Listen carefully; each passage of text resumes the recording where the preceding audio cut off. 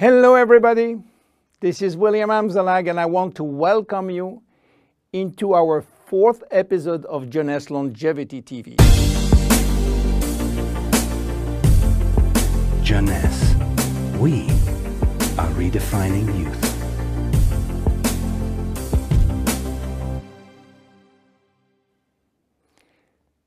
To be born is not a crime. So why should we be all sentenced to death? Is death inevitable? Well, you may be surprised to learn that aging and death has not existed forever. 4.5 billion years ago, a single cell came into existence. This single cell did not age. It had the capacity to divide indefinitely.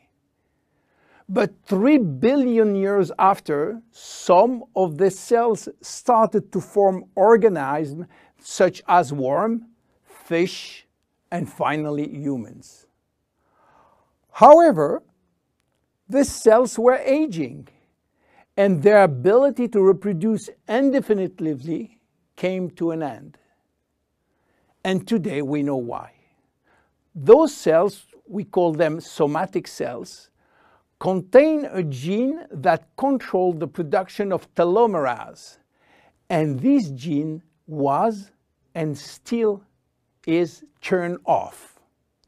Without the ability to produce telomerase, the telomeres will become shortened and cells will die. So why there is so much discrepancies in longevity between human and other animals? Let me give you some examples.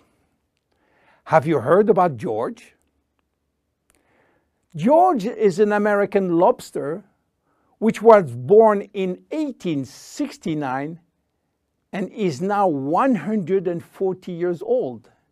He was a sort of mascot in a New York restaurant and got released in the ocean in 2010. He's probably still alive. How come? Are lobsters immortal? Not exactly, but they do not die of old age because their telomerase is constantly turned on, so the cells do not die. However, they are sensitive to infection in their shell, and they may die from this disease. In Japan, koi fish are known to live very long. They are beautiful fish, usually white with red spot. Some have been given names, and the most famous fish, Hanako, who died in July 1977, was 226 years old.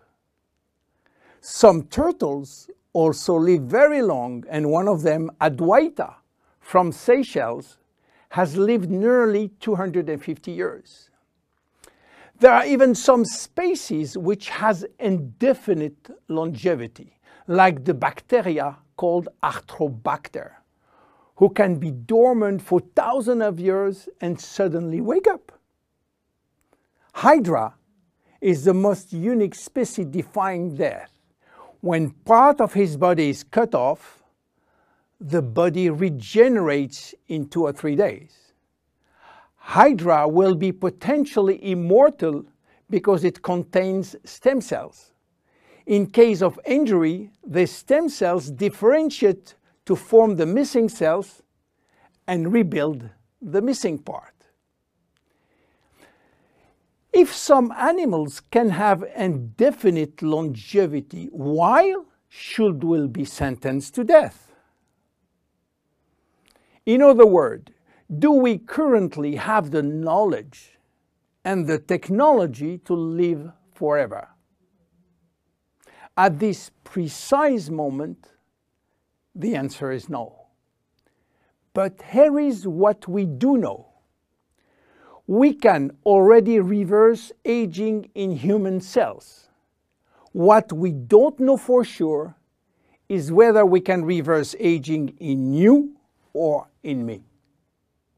we can drastically slow down diseases and the aging process far more than people realize.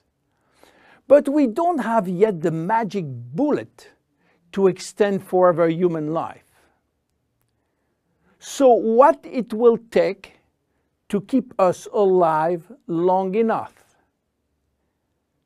In Jeunesse, our generation young believe that we can live enough to live forever, which means that we design temporary solutions as DNA repair, telomerase activation, and stem cell support in order to still be here and still around to benefit from another Nobel Prize scientist, which may give us another solution for the next 20 years. That will give us time to wait for the next discovery, and so on.